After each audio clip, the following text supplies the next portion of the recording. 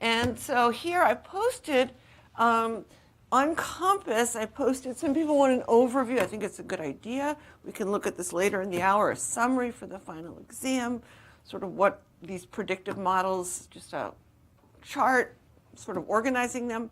And here's your final exam format, formulas, practice, advice, and so forth. So maybe we should just go over, we could start going over this now, and just so you know what all the materials that you have, and you have 2 weeks to study this. So let's look here. So this is a summary for the final exam, and this is just an overview of what the basic ideas are here. What we've been doing all semester is building these predictive models, right? And in its most general form, we just have y is some function of our x variables, and we have error, right?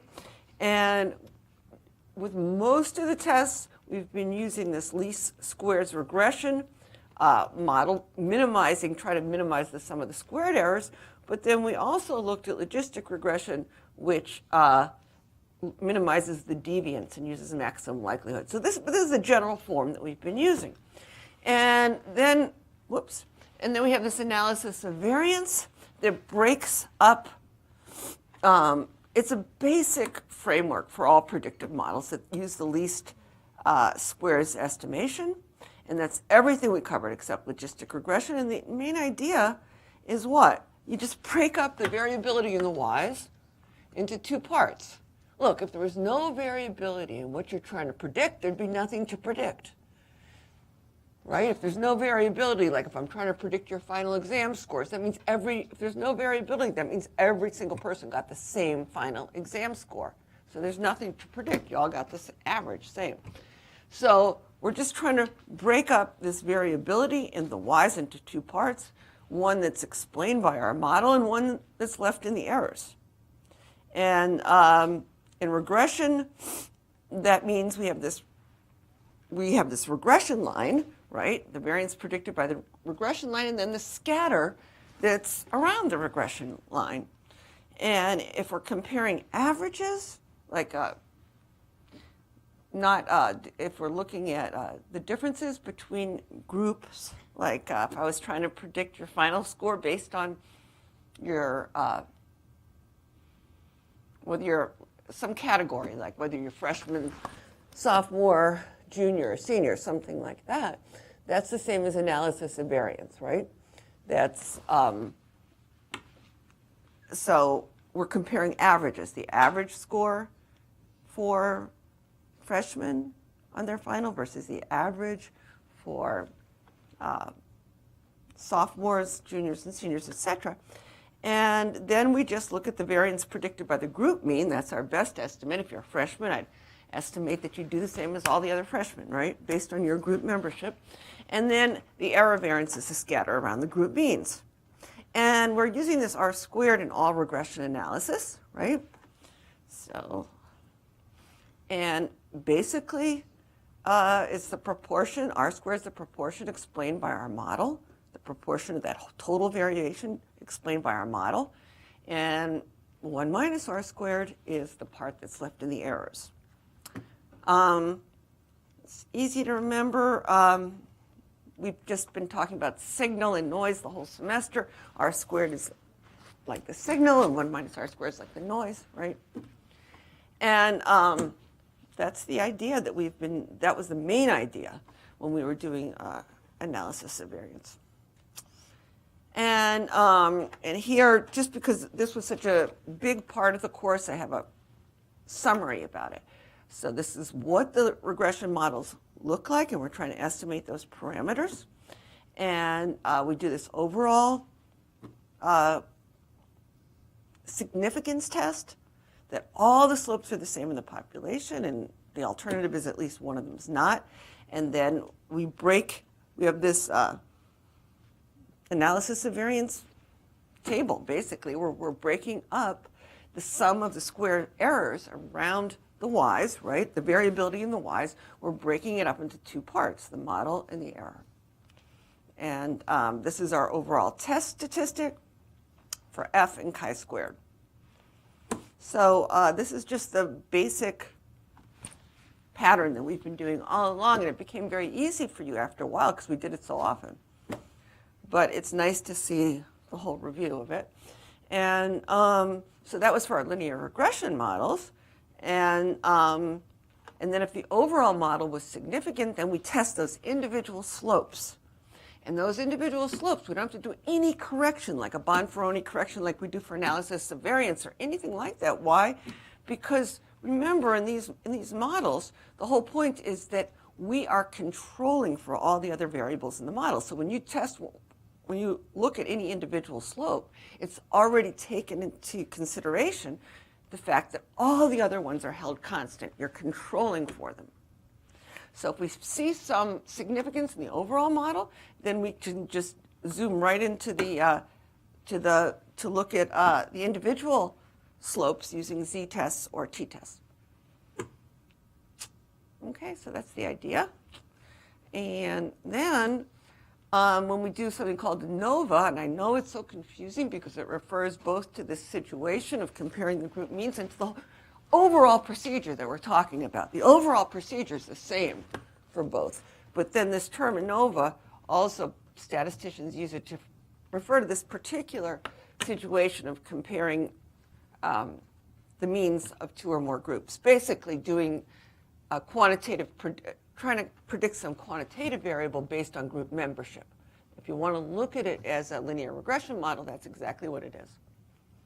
It's just your dependent variable is quantitative, like exam scores, and instead of having something like final scores, instead of having something like midterm exams predicting final, quantitative predicting quantitative, we have a categorical variable, like group membership, what year you are in school, predicting your.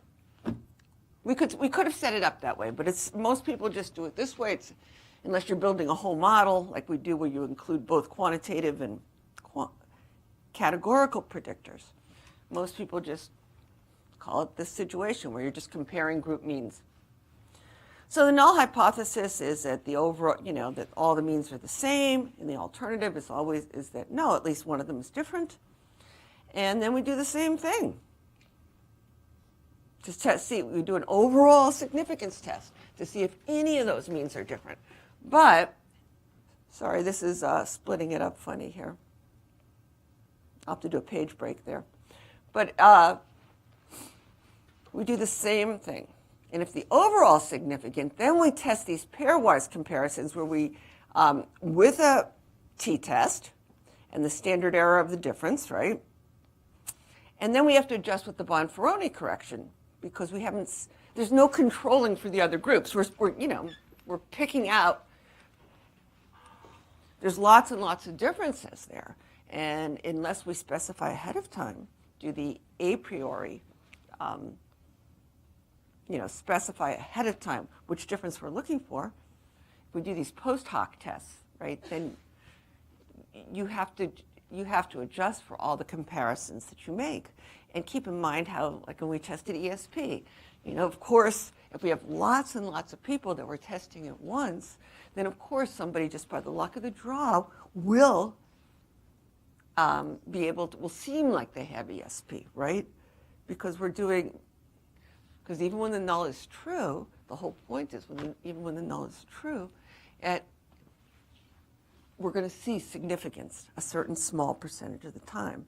So if you do all these multiple tests at once, or all these pairwise group comparisons at once, just by the luck of the draw, of course 5% of them are going to appear significant at 5% p-value. That's what it means. So that's what statistics is all about. It's just we're just quantifying random variation, and we're saying if that random variation, if it's too unlikely to occur by that random variation, then we're going to say it's significant. So if you do a tremendous number of tests or a lot of pairwise comparisons, you have to correct for that. That's what that Bonferroni correction is. Okay. And then let's see what else we have up here. This is just an overall review. I hope you read through it more carefully. And the basic idea of all hypothesis tests, by now I hope after you've taken Stat 100 and Stat 200 for sure, you'll understand this basic idea of hypothesis testing and p-values. And apparently people who, I was just talking to some people who are just coming across that now in 400 and don't really understand it. And even in 410, which is an advanced class, I just happened to be walking by the study group for 410, and apparently they're doing power calculations at a much lower level than what we, shouldn't repeat this, but yeah, and they weren't understanding it. And I'm saying, because you can't just, these are, even though they're very simple ideas, they're confusing to people, just like probability is very, very simple. But people get confused by it. And same with power, type 1, type 2 errors, all that stuff. So the basic idea of these hypothesis tests that we've been doing, all of them are the same. They're just a check to determine whether some effect you observe is due to a particular cause, you can think of it as real, or just due to random variation. That's it. And you assume it's just due to random variation. That's what the null is. And you build a probability model that models that random variation. And that's what you're assuming. You say, hey, if you get something that is very unlikely by random variation, then you say we reject that and we think it's due to some particular cause other than random variation. And so the numerator of the test statistic is a measure of how large the effect is usually, in like the z-tests that we've been doing. And the denominator is usually a measure of how large the chance error is. So we've looked at,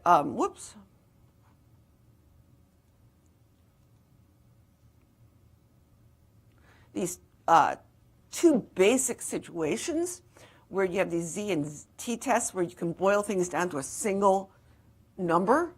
The difference between two samples or two means, the difference between, let's say, boys and girls exam averages, or we could do, if I was just wanting to look at, what I'm doing right now is looking at the online versus the in-class Stat 100 and seeing if, like, for each individual test, I told you that the online is outscored the in-class on every single test. So, but that doesn't mean everyone's significant. But so I look at each individual test, and I'm looking to see if that one is significant. Because sure, it's higher, but is it significant? So looking at each individual test to see if it's significant. We can do that using the z and the t-test. We're looking at the whole average, all the averages over the whole semester. Is that significant? And then you can do chi-square and f-test.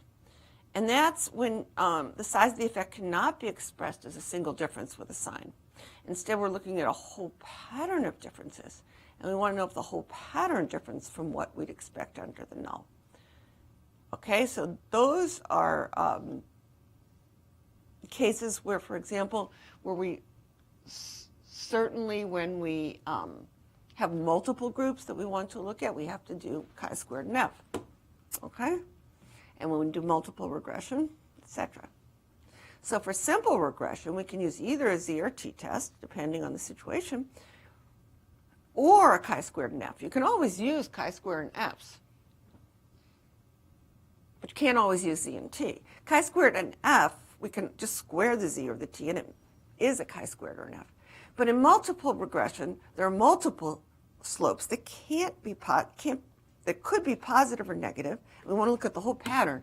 So we'll have to use chi-squared and f-tests when you have multiple groups. Because you can't just boil it down to, hey, which one's higher? You're looking at a whole pattern and want to see if anything's different there. So that's the idea. And let's see what else. I can go through this. And generally speaking, for significance tests, know that the bigger the test statistic, the smaller the p-value, right? The bigger the test statistic. With all our tests, if you have a larger and absolute value test statistic, it means it's further out on the distribution, and we're more likely to reject the null. A lot is. It's easiest to see with ones that are centered around 0, because the null is usually that, hey, the test statistic is 0. There's no difference. And so then there's the two factors that influence the size, and that's the size of the observed effect and the sample size. For example, in Stat 100 right now, on our last exam, I think there was only a 1.5 difference in averages between the online. Was ahead of the in-person by 1.5 points. But is that significant or not? And that depends on the size of how many people are taking the exam. Remember, with a big enough population, any difference is going to be significant, right? Because the bigger the population, it's going to be significant. That doesn't mean it's important, but it's significant. It means it's not due to chance. Okay, and then confidence intervals look at the range of the values of the model parameters. Those betas, we're usually testing the confidence intervals around those slopes. And we're looking at models that go well beyond the simple null. We've been building models with multiple x's, and then we look at the confidence intervals around those slopes, right? And they tell you how accurately you can pin down those parameters based on the data you have so far. That's just what they do, confidence intervals. How sure are we, based on the data that we've got so far, making a predictive model about future data? And if the confidence interval for a parameter includes 0, that's pretty much the same as saying that the simple null hypothesis that the parameter is actually 0 hasn't been rejected. Yeah? I mean, it hasn't been rejected because your confidence interval, you think that, hey, the real parameter could include 0. So it's the same thing. So we look at confidence intervals estimated both from minimizing the squared errors and also from minimizing deviance when we via likelihood. So I think that's pretty much the summary for that. And then I made a little chart for you here.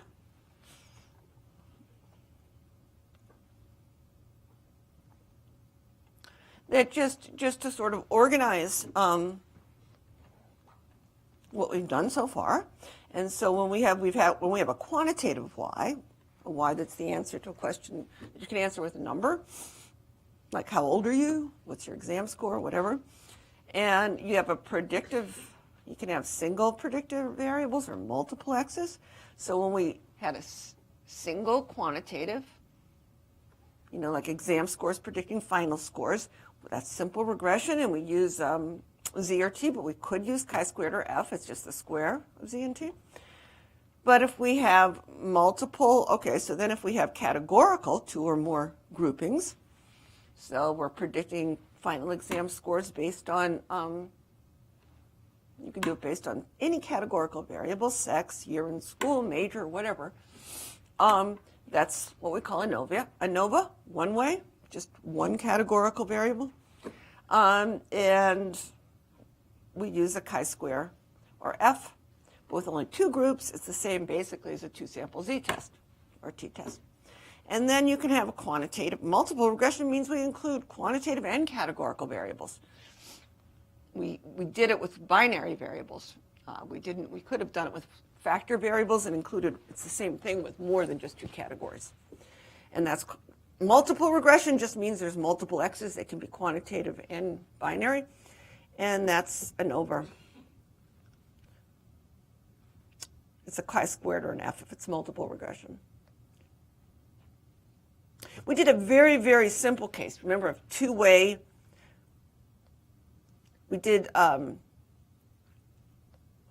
We had 2 categorical variables, 2 binary ones, and that's called 2-way. We did a very simple case of 2-way ANOVA. We included interaction terms, and that was an introduction to that, too, that I don't have listed here.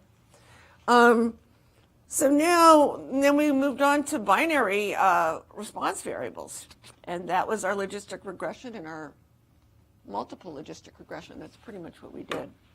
Let me see, I must have included, oh yeah. Okay, and you can have categorical we did chi-square independence test, etc. Okay, so how about if you just estimate means in percents from populations? Yeah, they're extremely simple models. And the two sample Z and T tests are also simple models. So that's pretty much it. Let's see what else I have up here. Okay, so now let's look at our final exam format.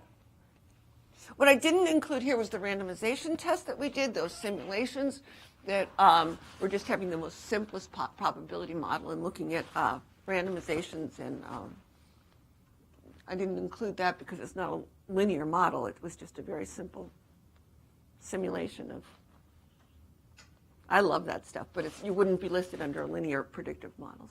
We didn't build models. We were just testing the strict null. Same with our, we haven't built models with our permutation, our non-parametric stuff either. We're just testing simple null there too. So, any questions so far? All right, so here's the final exam format, and I just made an estimate. I haven't written it yet.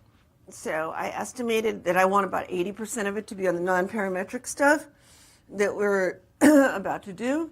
I mean, that we did, and we're going to review a little more today. And just because you haven't been tested on it. It certainly hasn't been 20% of the course. It's been much less. We only spent, 2 days on it. But you haven't been tested on it. So in order for it to count as much, this is the only place you're getting tested on it, so I made it 20%. And the rest, I feel exam 2 material, we just have a lot of material there, so it's 32 points about, and the rest are exam 1 and exam 3 is going to be about 24 points. I'll try to make, close to that. And formulas that will be given on the final are right here. That's it.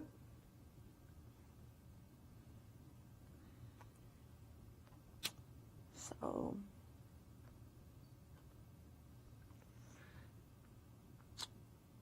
let's see what else. And then just study advice. And what's new here is that, let's see what's new. There's going to be a practice problems.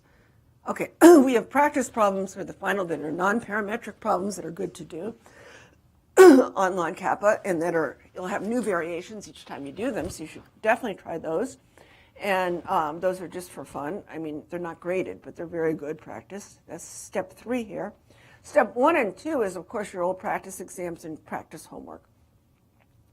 And 4 here is a practice final that I'm posting on May 1st. That's going to be a randomized version of this practice final, which is the actual final from last semester. These few problems here.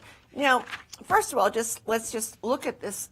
Make sure you understand the summary here. And all the summaries are just super helpful.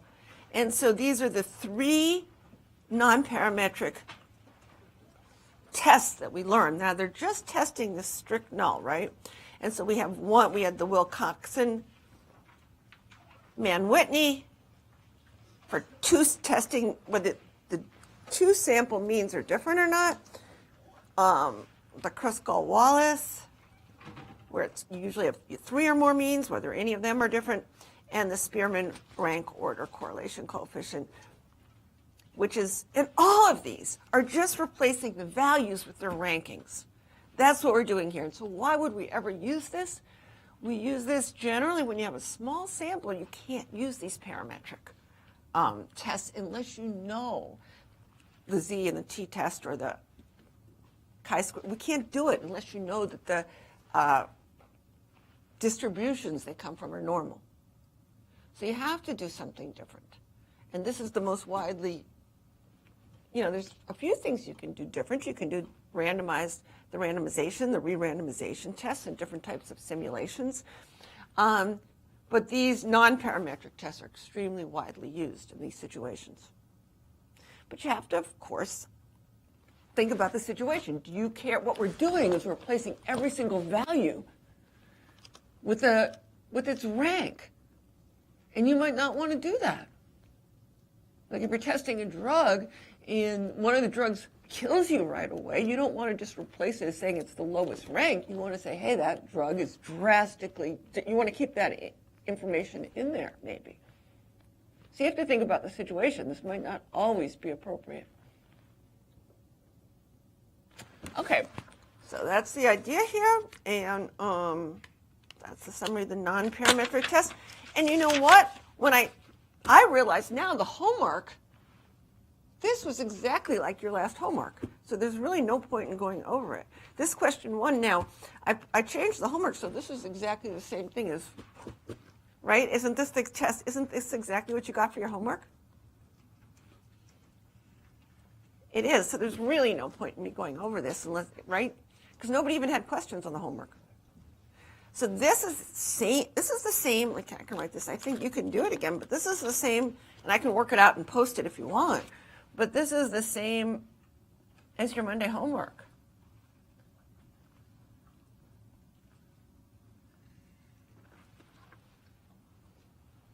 And this right here, isn't this the same as the homework you did last night? I mean, you got randomized numbers, but it's the same problem.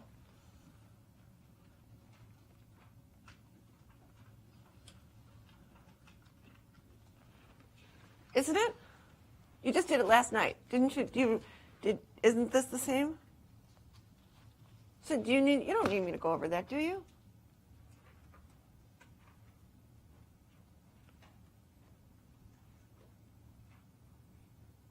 Raise your hand if you want me to. I mean, nobody had any questions on it. I looked online, Kappa.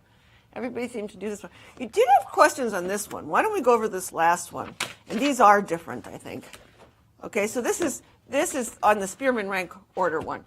People did have questions on that. So why don't we go over that one, okay? So these are different. These are different than what I asked you. Okay, so let's look at these. All right, so look at the 3 data sets below. For which data set is the regular correlation coefficient equal to 1? Are the points all on a straight line? That's what this is saying. If the regular correlation coefficient is 1, they're all on a straight line. Do you think these points are all on a straight line? Obviously not. Look at them.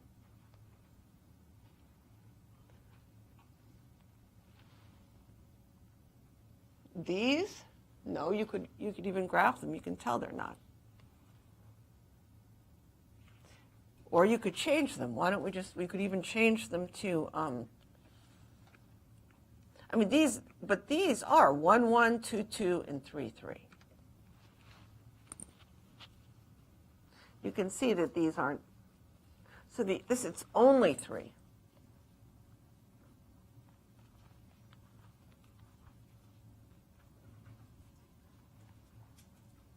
Now, for which data set is the Spearman rank order correlation coefficient equal to 1? How would you do that? Well, you know, this one, it's equal to 1. It has to be, right? I mean, those 3 points are on a line. But how about these? What do you do? Wouldn't you, first of all, you have to change them to ranks. So let's do that. So change them to ranks and see what you do do it separately. You have 4x numbers, and this is 100, 200, 300, and 400.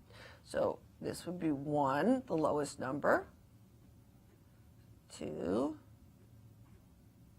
3, and 4. Now the y's are going to be numbers 1, 2, 3, and 4 too, but are they going to be the same order? In which case it would be a perfect correlation. Are they from lowest to highest? Are they? That's one, the lowest, second lowest. Yeah, they are. So now you know, okay. So from a Spearman point of view, these two things are the same. This one just has 3 points and that one has 4. How about this one? Let's look at the x's. Where's the lowest, which is the smallest x? That one's the smallest. Oh, they go this direction, 2 and 3. Okay. Well, how about the y's? Is that the smallest? Yeah. So it's the same thing. 1, 1, 2, 2, and 3, 3. So then all of them are. See, they're all these two are the same data set from a Spearman, from a ranking point of view. They're the same exact 3 points. Remember, what all the Spearman rank correlation coefficient does is however many points you have. Let's say you have 6 points. You're going to have the integers between 1 and 6 for both your x's and y's. And if there's perfect correlation, then they'll match up. Either they'll be the same or they'll be opposites to each other. If they were going to be, perfect correlation of 1 or -1. Any questions on that?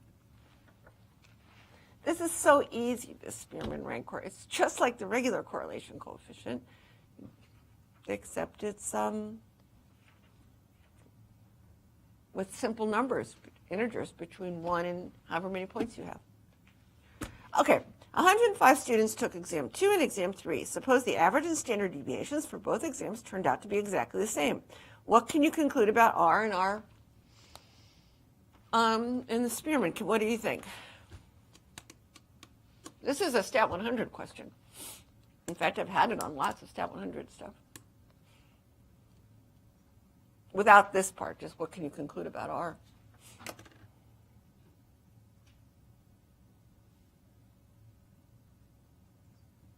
Just circle one lightly. Which one do you think? We should have an eye clicker. I didn't bring. Okay, so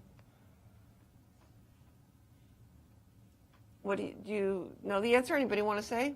Anybody sure enough they want to say what the answer is? Anybody sure enough they think they know the answer and want to argue for it?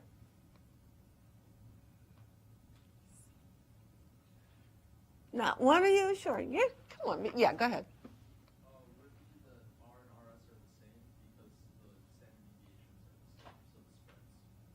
So you think R and RS would be the same? What do you know? Do you know that? You know the averages and the standard deviations are the same, right? But what's the correlation coefficient? It's making a prediction. So let's say you have a set of numbers. The easiest way to see this, let's say you just have a set of numbers, any numbers, I don't care what they are, 10 numbers, all right? The numbers 1 through 10, or any numbers, right? And you then randomly assign them. Can you tell me,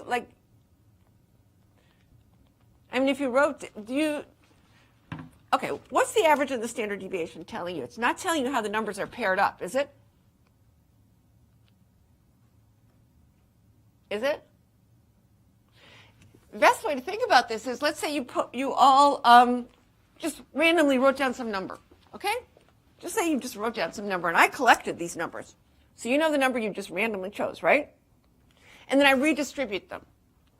Now there's 2 sets of numbers that are exactly the same, right? The numbers that you wrote down and the number you received. If there was a perfect correlation, I'd be able to perfectly predict what number you got. You see what I mean? It's a good point that, even if it's the same set of numbers, they have the same average, same standard deviation, the same everything, they can be the same numbers. You have no idea what the correlation coefficient is because you don't know how they're paired up. Does that make sense? Good point thinking of it that way, but that's exactly true. In fact, how about this? When you change to z-scores, what's the average? Once you change a set of numbers to z-scores, what's the average of that set of numbers? It has to be what? You say value minus average. So the average has to be 0. That's what you're doing. When you change a set of numbers to z-scores, your average has to be 0.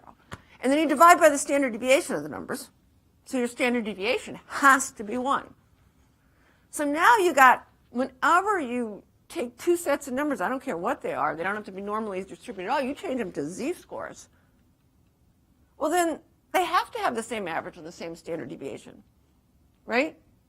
They have an average of 0, both sets and a standard. Does that tell you how they're paired up? Let's say I change your heights to z-scores, and then I change your exam scores to z-scores. Does that mean I can predict anything from them just because I know they both have an average of 0 and a standard deviation of 1? Right? Do I know anything about them? No. Think about it this way.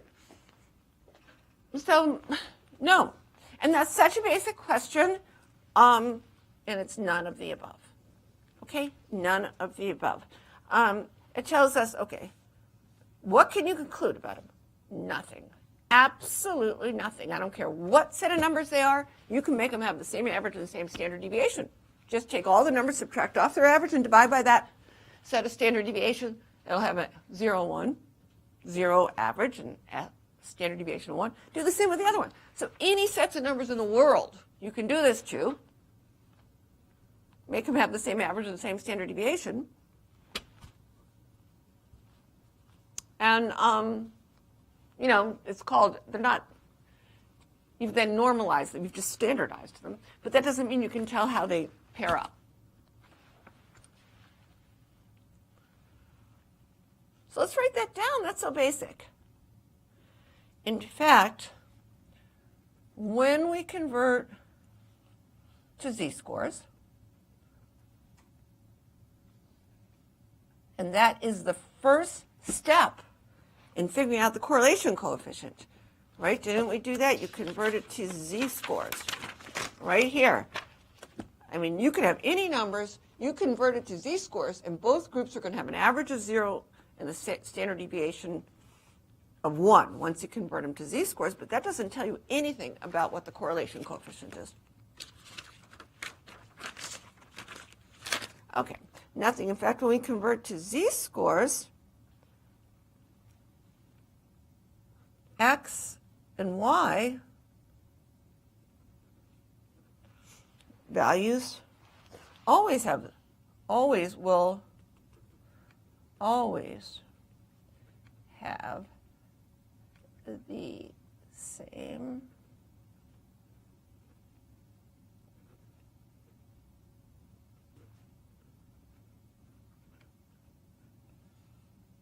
and SD equal to 1.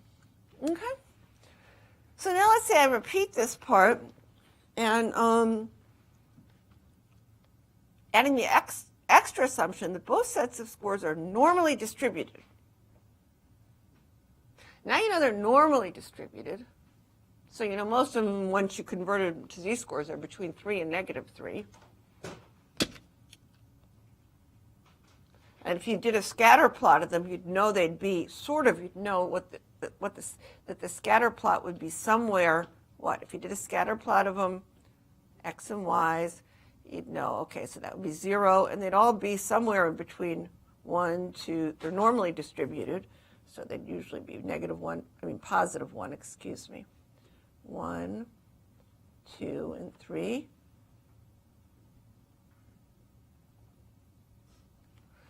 And that y's would be about the same. There's not many points if they're normally distributed outside this range, right? So they'd be in this box, right? If they're normally distributed and you did a scatter plot, they'd be somewhat, the x and the y's would be between 3 and -3, all the points. Now, do you have any idea whether it's going to be like this, what pattern it's going to be at all? Do you? Do you have any information on that? The correlation coefficient is the pattern they form here. Do they form a linear pattern? And all knowing the averages and the standard deviations and normally distributed tells you what box they're in, the scatter plot's in. That's basically it. It doesn't tell you anything about the distribution inside here. Does that make sense to people? It doesn't tell you how they're paired up. So it's none of the above again. Still nothing.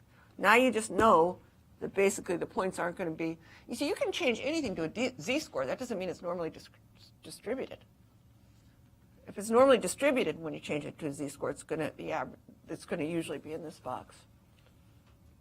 That's what it means to be normally distributed. 99.73% of the points are going to be between 3 and -3 or 3 and -3. So I'll have a few out there. Okay, and so that's none of the above, still nothing. You still know nothing. Okay? And don't feel bad if you got these wrong. The reason why I put this on the exam is because I took a course, my very first course in statistics, when I wasn't interested in statistics at all. I was interested in math and something. Then I thought I'd just be a math teacher. So I had to take an education course. And so the expert here, I won't say where it was, but the expert who was making money, like running this big consulting operation, giving statistical advice, one of the highest rated teachers on campus. Oh, unbelievably high at the time. And just told us that if two sets of numbers have the same average or the same standard deviation, their correlation coefficient's 1. And I said, immediately being a math, I just knew because he just put the formula up for the correlation coefficient where we just converted to z-scores. I said, well, that's completely contradicts the formula. And he just said, no, it's true. And I said, I tried to be nice about it, but I said, okay. And then the next day he said the same thing, and I didn't say anything. And then he said it was going to be in the final, and I just didn't want to, on the exam, and I didn't want to, I knew it was wrong, so I raised my hand again, and I just said, okay. And that's when I thought of that experiment. I said, I actually did it. I was on a diet at the time, and I thought I was obsessed with my weight. Stupid. But anyway, I was young and dumb. And so I thought, okay, why doesn't everybody write down their weights on a sheet of paper? There were about 30 kids in the class. And I said, because he still didn't believe me. So then I collected the weights. I said, can I do an experiment and just enact this? And so everybody did. They wrote down their weights. And I remember mine even at the time was, well, I don't have to say, like 142. I thought that was so huge. So we collected them. We collected the pieces of paper and scrambled them up. And I said, okay, now I'm going to redistribute them. All right? And so we all got a piece of paper, and now mine was, I don't know, I think it was 123 or something. And I said, okay, Mr. Professor, you say the correlation coefficient is 1. Do you still believe that? They're the same sets of numbers. We have 2 sets of numbers. One are our actual weights that we have, right? And the other is the one that we were randomly given. So, can you predict, if I tell you my actual weight and I said it was 142, can you predict what number I have in my hand? And all of a sudden he said, no. And I said, but they have the same average and the same standard deviation. They're the same goddamn numbers. Sorry, I didn't say it like that, but how? I mean, why don't you think about it like real life, like you would think about anything, right? Because it gets so mystified. Even when I was doing the experiment, he would still say it. He thought I said that. And I said, it didn't come to the point until I said, actually predict, my real weight's 142. Predict the number I have in my hand. When he said, I have no, you're right. And I said, oh, and then, and it's like, I said, well, maybe I should be a statistics teacher because this is like, you can do real life things. It's not like math. You can do the experiment. With almost anything, you can actually, we're talking about relating these math formulas to real life. Let's go ahead and do it. And that's the only way people are going to learn it. Because he was super smart. I'm not saying he wasn't smart. I'm just saying he was really smart. It's just people aren't thinking anymore about like it really relating to the real world. And with math, people are trained not to think that. And statistics, the whole cool thing about it, and I can't emphasize it enough, is you're going to be solving real life problems. And I know you can get a job just from knowing fancy words and stuff, but if you actually want to do something and make some change and meaningful and have a meaningful to you career besides making money, it's so much more interesting if you solve real problems and know what you're doing and just get that feeling that this is the only way we can do it. I can't emphasize it enough. Statistics is the only tool we have to do this. And there's so many decisions you have to make. And how else are you going to make them? The only way to make them, some things the only way to know, like the stuff that I'm doing now, like I'm having arguments with teachers. Is it better for the kids to come to class or not? Who knows? You know, you feel this way based on your, they're all sure, oh yeah, they have to come to class. I feel like, no, you don't have to come to class, because I skipped a ton of classes in college and did very well. I mean, it just depends on who you are. I'm not saying, and if, boy, I would have done better if I came to class. And I kept thinking, I wish those professors just taped their lectures. Because when I did come to class, I'd be sitting there all the time, like often frantically writing down what they were saying, and I had to turn my critical mind off. And if there's one place they don't like that, it's Harvard. They wanted you to be critical. So I did much better, just like really thinking, hey, he said something wrong, and then telling him afterwards. And that was like, then I would form connection. And if he was wrong, he loved it. I mean, they all love it, because you're actually listening and critically evaluating. But when I did that often, it would take, I'd realize by the end of the lecture, no, he was right. Or, you know, it was just, I couldn't think at the same time as taking all these notes. And I couldn't shut off my critical thinking, because that was who I was. So it was just very hard for me. And I kept thinking the whole time I was there, if I could just have a TV of this, if I could just put this on TV and could listen to him again, I wouldn't be making a fool of myself. I wouldn't be spending all this, I'd be able to think about it, pause it, think about it, and learn. And so this is my mission of like filming lectures. And I know I just want all those critical skills. I want people to be thinking about what they're doing. And I had the luxury of not having to get a job or think about money. So I think it was an extremely different situation for me than for other people. And, you know, and a lot of people had that luxury back in the day, because the economy was booming. We knew we'd get a job. So we didn't have to worry about it. And it's the opposite. And I'm beginning to develop more sympathy for you guys now.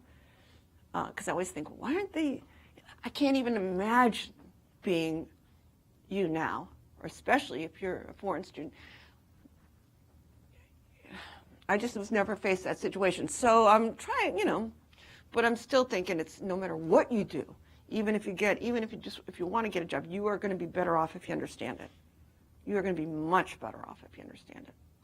All right, so let's keep going on here. And so now we're going to repeat this with this extra assumption. Okay, we're going to learn we're going to see something about how they're paired up, right? Or how, let's think about this. Adding this extra piece of information. The same student, okay, was the top scorer on both exams. So one of his exams is an X value, one's a Y. Now, you know, he did the best. You know how they're paired up. He did the best on both. And the same student was the second top scorer on both exams. The same student, you know, was the third top scorer, right? So if you were the highest ranked on one, you were highest ranked on the other. They came in the same order on both exams. All right? And what can you conclude now about RS, for example? RS is rankings. So if you just rank them on the first exam, aren't they going to have the same ranking on the second exam exactly? So you know for sure that RS is what? 1. Does everybody know that? All right. Do we know anything else? What about R? R is based not only on your rankings, but on the spacings between people. So let's say the top scorer was way ahead of the second scorer on the first exam, but just edged him out on the second exam. So then they wouldn't have the same correlation coefficient. Because it's not just the rankings, it's that all your z-scores match up. And your z-scores aren't just based on the rankings, it's based on the spacings, on what the standard deviation is. So does everybody understand that? Okay, and now let's do the next one. If we decide to do a non-parametric test and use this Spearman, this is to test the null hypothesis that the population correlation is 0, then the appropriate test statistic for small samples is you're never going to be using a t-test here, because we don't know that anything's normally distributed. We're going to be using, and it's not, in fact, when we change to rankings, so we'll be using just the exact probability distribution. And here we use the z-test. Because the central limit theorem kicks in very quickly when you just have rankings. And if we're trying to extrapolate to a population, we don't know if that population is normal or not. So that's the idea for that. And I'm really to just let you go. I mean, we don't have anything else to talk about. So